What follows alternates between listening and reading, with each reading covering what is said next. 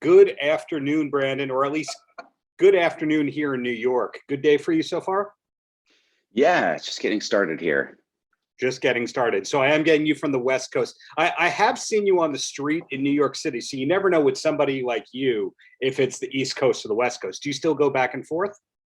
I haven't been to New York it's been a few months. Obviously, I used to go more pre-pandemic, but Right. hopefully when things start to normalize, I'll be finding myself back in the street in New York a little bit more, but I live on the West Coast.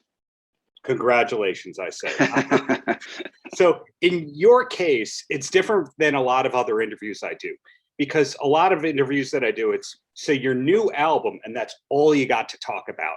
But in your case, there's singles, there's the Moonlight Arts Collective, you're an author, you're a philanthropist, etc. So let's start off with the new music. Pocket Sure. Knife is the latest single, but I know there's another one in the pipeline as well. How many singles are you going to release before the album's out? Any idea? Yes, let's see, there'll be Pocket Knife. There's one coming out on the 17th of this month called Petrichor. There's going to be, I think there'll be 4 before the record comes out. And, you know, if the era under which I sort of like came up with music, as I'm sure you're aware, it was very different. Like you'd put out a single, what was it, like 16 weeks before the album dropped? Yes. It felt like a torturous period of time that you had to wait before the record came out for us as the band, you know?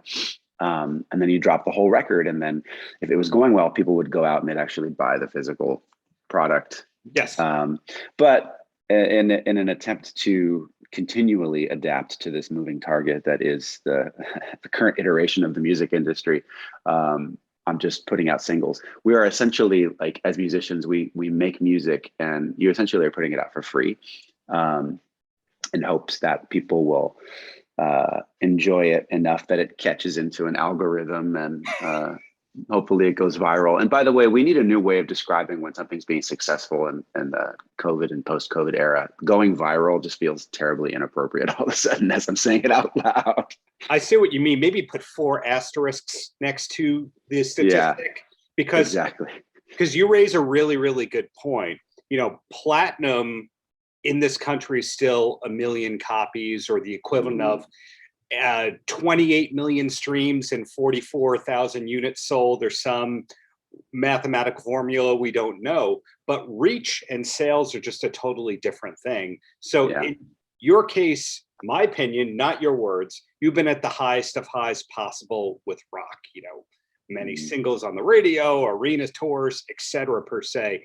So I just have to assume at this point in time, when you're writing and you're putting out new music, it's not contractual obligations. It's genuinely, I feel inspired.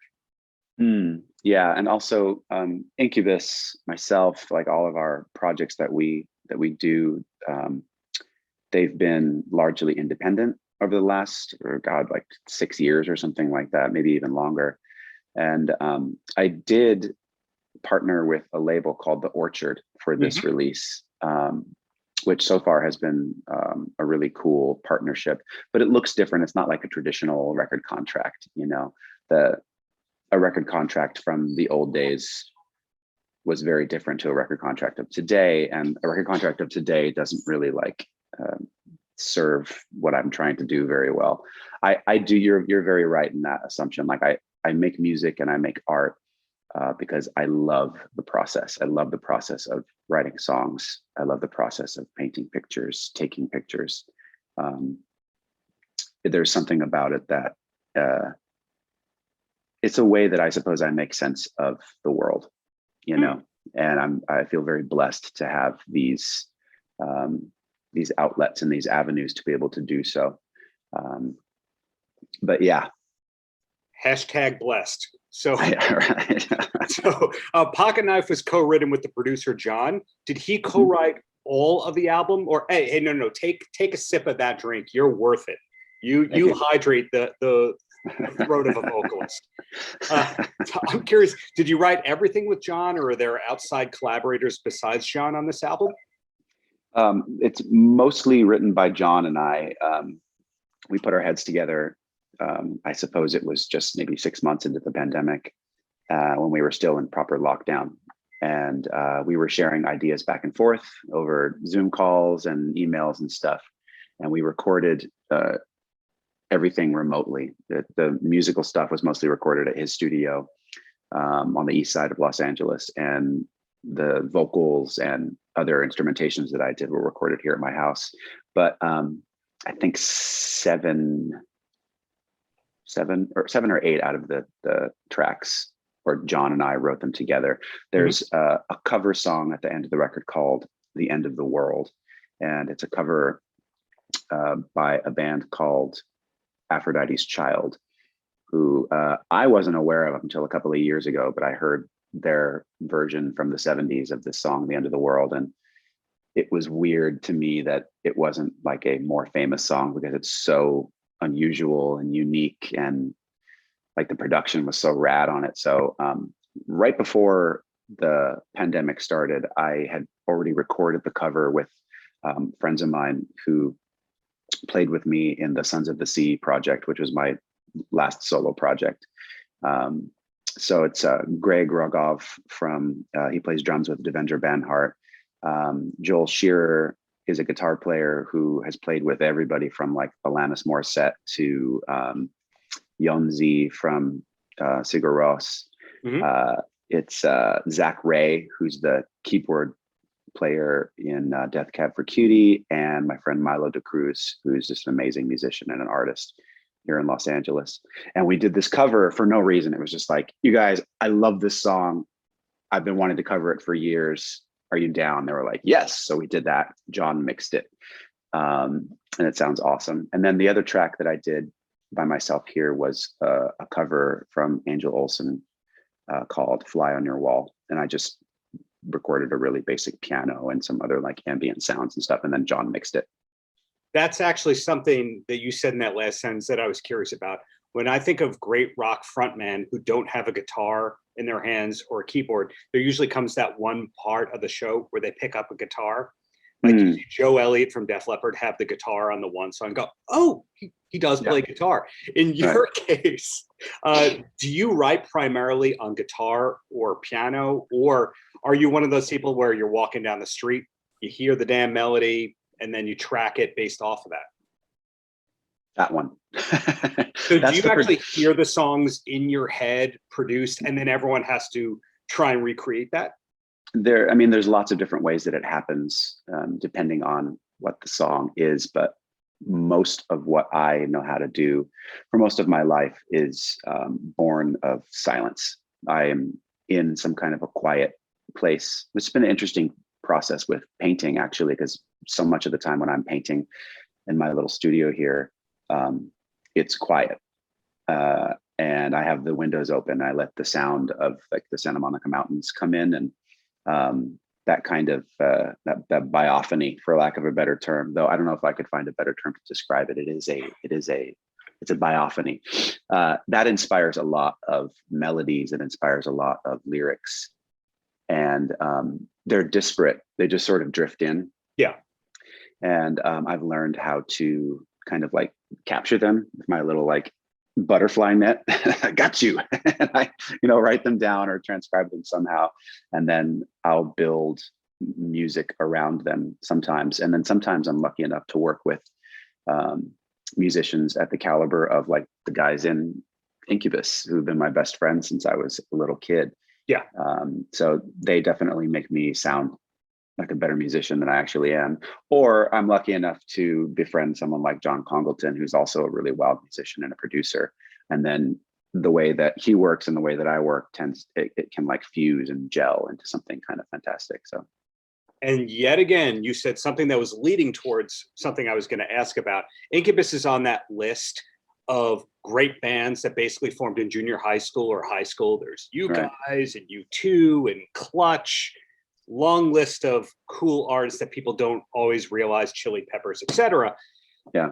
When you were starting off as a musician, was the long-term goal to also be an author, poet, artist, gatherer kind of type, or did all of that happen organically? In other words, Are you one of those 20-year plans kinds of artists?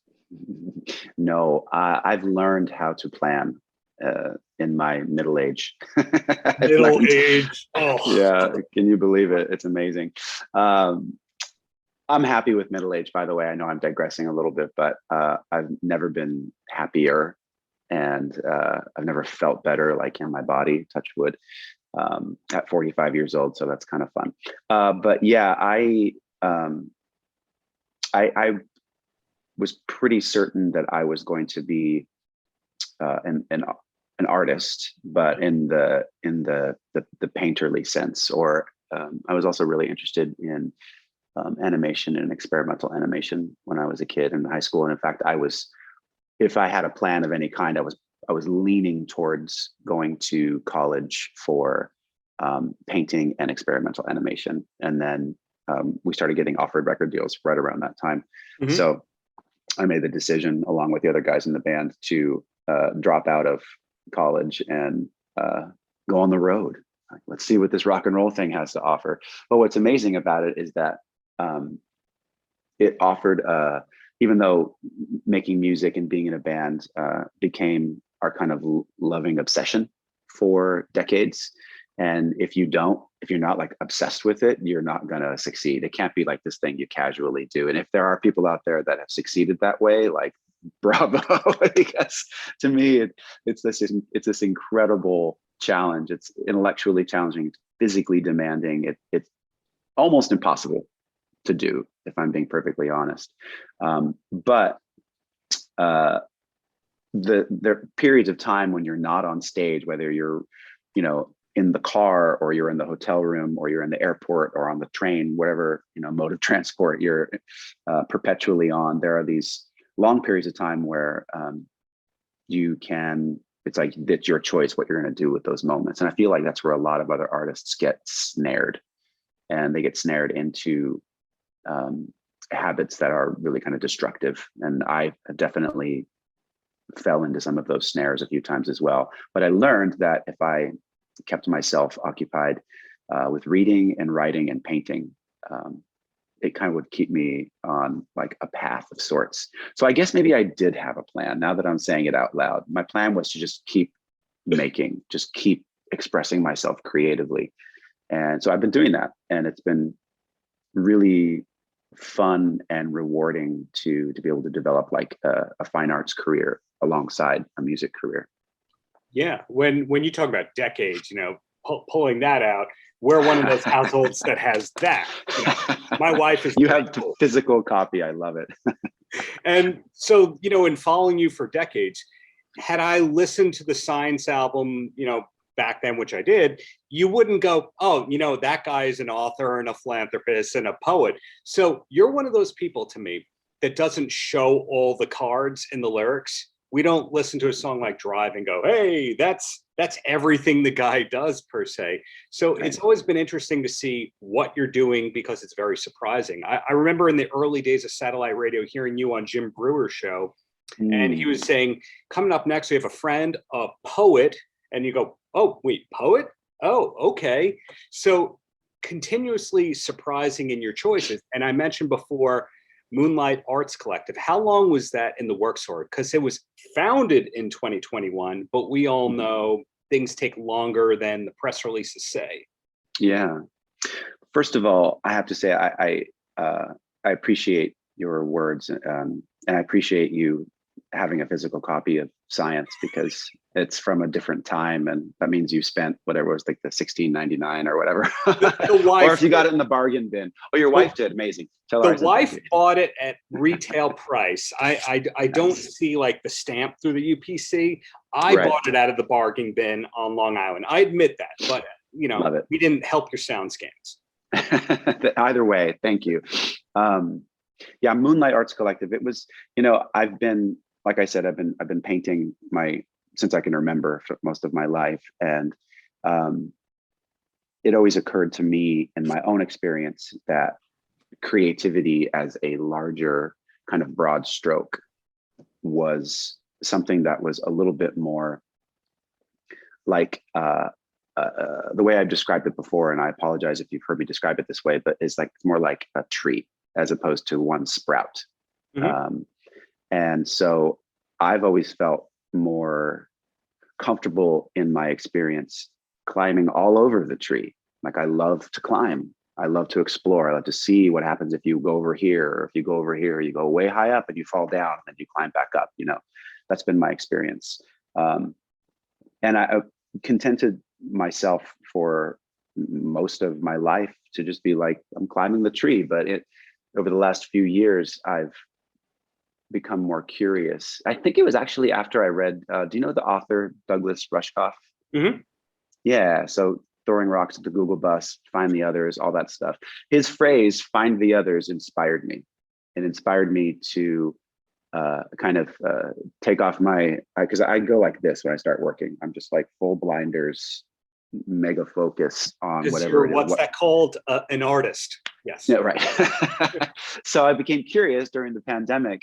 I was like, I know there are more people like me who are out there. I know it. I knew a handful of sort of multidisciplinary artists who are friends. Mm-hmm. And I figured I would reach out to them to see if they'd be interested in utilizing any of the resources that I had gathered over the last sort of 12 years of doing fine art print releases. I've been doing these limited edition print releases on like beautiful archival paper. They're hand signed and numbered, and people seem to really enjoy them. And it allows like collectors of all sorts. It brings them into the conversation, as opposed to, I've done this painting and it's $30,000 or $500,000, fuck you if you can't afford it, that kind of a thing, which is the kind of normal art world vibe, which is fine. That's fine. That's that thing. But it's been really enjoyable, rewarding, and so many other things to have like these print releases and have people be so happy about them and so stoked, and to collect at that level. And I do it myself. So I just basically started reaching out to other artists and got this amazing response. And so we start our first releases in January. And the first set of releases for Moonlight Arts Collective are collaborative pieces. So it's a good friend of mine who is a photographer and an incredible multidisciplinary person. His name is Brian Bowen Smith. He did the photography for the Morning View album, and he was our tour photographer, but he's like a fashion photographer. He had a career as a pro skater. He had a career as a gymnast. He has a degree in criminology. He's this person who also loves to climb the tree. Too many talents. Oof. Yeah, and he's this incredible photographer. So he shot these beautiful pictures of my girlfriend Sarah, who is a recently retired ballerina, who also is a multi-talent. And then I painted on the pictures. That's our first release. And then I'm doing a collaborative release with a Filipina actor and philanthropist named Heart Evangelista. Yes. And then we'll be doing print releases with her. We're working with Mark Mothersbaugh, who's also sort of the consummate multi-hyphenate. Oh, yeah. His building, every time you drive by that on Sunset Boulevard, you just go, smartest guy there is. I know.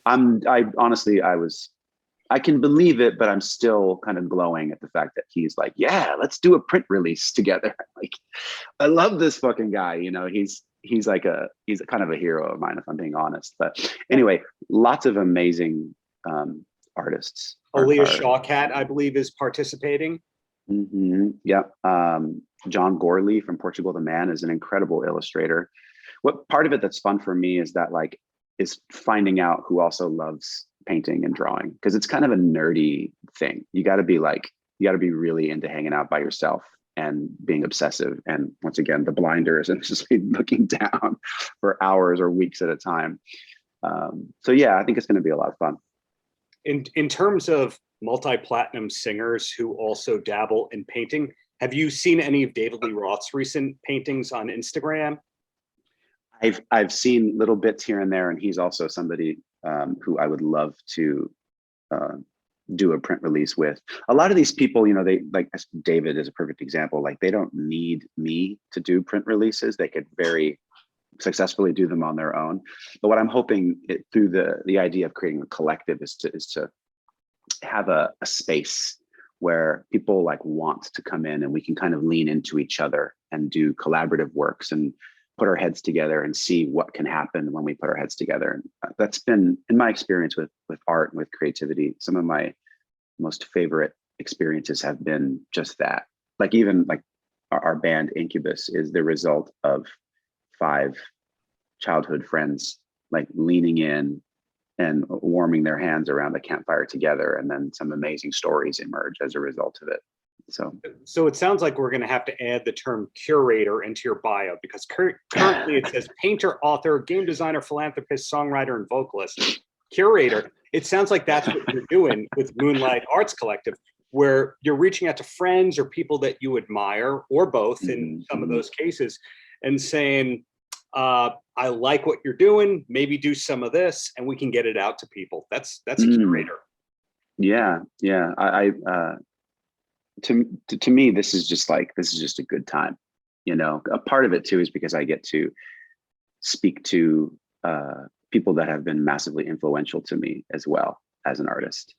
I have calls out to a few people who haven't called me back yet, but I'm hoping they will at some point, they're full blown like legacy heroes in the arts and in music and stuff. So I won't mention who those people are because it'll be that much better of a reveal if and when they do call me back. And if they don't call me back, you won't know who didn't call me back, which would help me save some face. What that reminds me of is when you hear comedians or musicians have podcasts and it comes out in the 8th or 9th episode when they basically say, you know, the reason I started this podcast was I wanted to catch up with some of my friends and meet some of my heroes. And this was just an excuse to do that, per se. I'm not saying you need an excuse, but it sounds like you're crossing off a bunch of bucket list things while bringing great art into the world through Moonlight Arts Collective. I think you're kind of right about that. I have been very, I suppose, conservative is the right word, though I don't like the connotation, but it is descriptive. It's descriptive of my approach so far in, I haven't called in really any favors, so to speak. You know, I've always been I've wanted to be respectful of my peers and my contemporaries' time and their efforts. And I have, this is a whole different conversation, but I have this weird default setting in my psychology, which it probably is indicative of some level of self-esteem shit that needs to be addressed in therapy. But my default setting is, they don't fucking care about what I've been doing. Like especially if I admire them, I'm like, they probably think I'm a hack. And imposter syndrome. Yes, which, as I've been finding out through the Moonlight experience and talking to other artists and really talking to some of my friends, is really common amongst artists. Most of us have this feeling at some point where it's like, any minute now, they're going to figure out that I actually suck and I don't deserve any of the success that I've had. It's kind of fascinating because a lot of these people, I would argue most, if not all of them, have earned where they are through dedication and tenacity, blood, sweat, and tears, many, many years and occasionally decades, you know, chipping away at it. And it's weird and kind of cosmically ironic that there's almost an unconscious default position that says to you somewhere, you're not worth this, you don't deserve it. So I'm working on that too.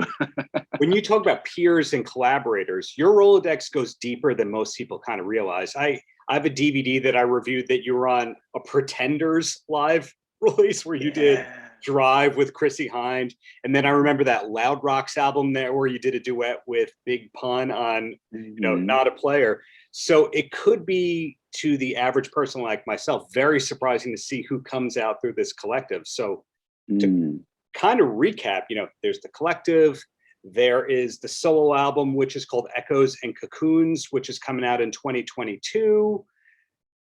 That's enough for the majority of people. Are you still looking at another book or anything else, or is that and parenthood just plenty? That's interesting that you say that. Parenthood has been, I'm not a parent yet, but I'm finally coming into part of my life and my personal understanding that I apologies know that for that inaccuracy. It's okay. No, I want to be a parent, and I'm excited about being a parent, and I love kids, and I think I'll be a good dad. I'm definitely going to try. But yeah, no, there's lots of things. And once again, going back to that symbol of the tree with the growing branches and climbing around on it, there's actually lots more that I'm involved with too. And it all kind of circles back to this original spark of creativity. And I think at some point it's almost like it's a realization of some kind that artists, or really anyone, you don't have to be an artist, anyone can have this realization where you kind of almost give yourself permission to be curious and to be endlessly curious. And you can definitely get in trouble because of it. You can get yourself in, you can fall into different pits and different snares, as we were talking about before. Mm-hmm. But I found over half of a lifetime that the more kind of intellectually and creatively curious that I am, the happier that I am. And so what I'd like to do is leave those doors as open as possible. So I have a couple of film projects that I've been working on. I've EP'd a couple of films now, which has been really fun. There's a film that my girlfriend Sarah starred in, which hasn't come out yet, but I was an EP on it as well as the music supervisor. And it's called Unidentified Objects, and it's this fantastic movie that they made during the first days of the pandemic. They were actually the first film to get permission to shoot legally during the pandemic. Wow! And we did it on a shoestring budget with a first-time film director, and so the whole crew are from Colombia, which is pretty amazing because Incubus has this amazing history with Colombia. We have some of our most memorable concerts are there, but this director of photography and the director are so incredibly talented that my girlfriend Sarah was just intrigued by the project. So she jumped on board. And then as I started to learn about the project, I wanted to jump on board too, because it felt like a no-brainer. So there's lots of stuff. It's fun. Wow. I'm looking forward to seeing that, watching that, etc. My last question for you comes out of nowhere, and it's piggybacking on whether you had seen David Lee Roth's art, and that's right. The biggest fan of Van Halen and Incubus. Okay, so everybody in our band are fans.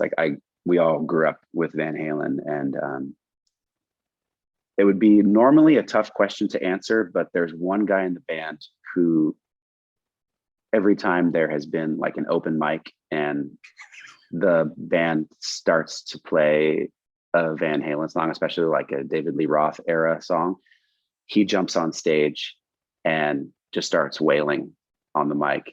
And it's Ben Kenny, our bass player. So Ben is also a multi-talent. He's a really great photographer. We know and love him as the bass player of Incubus, but he actually is a guitar player and a drummer by trade. So when we met Ben, he was the guitar player in The Roots. And that's who Ben is. I thought he was familiar. Got it. So we toured with The Roots. We did Moby's Area 1 tour. It was Moby, us, Blue Man Group or Bowie, or was that the next year? That was the next iteration of it, yeah. But the year we did it was Nelly Furtado, The Roots. I think that Outkast may have been on it too. Anyway, we did it and we became friends with Ben. And then shortly thereafter, we were like, hey, you like rocking, don't you? You know? And then we had to go, we went over to The Roots house and asked the Roots parents, could we take Ben on a date indefinitely? And they were like, okay, yeah. We had this it was this marriage of sorts, and we've stayed close with the Roots over the years. But yeah, Ben Kenny, he does a version of Unchained by Van Halen. That's pretty fantastic. And I'm pretty sure it's on YouTube somewhere, at an open mic night. Have to look for that. And then it sounds like I'm going to have to interview him for my book about David Lee Roth coming in 2022. But you should. Bottom line, Brandon, thank you for the many great years of art, or should I say the many years of great art. Looking forward to the next album. Looking forward to that movie. Congrats on the collective, and just keep up all the greatness there. Thank you so much, Darren. I appreciate your time. Paltrocast.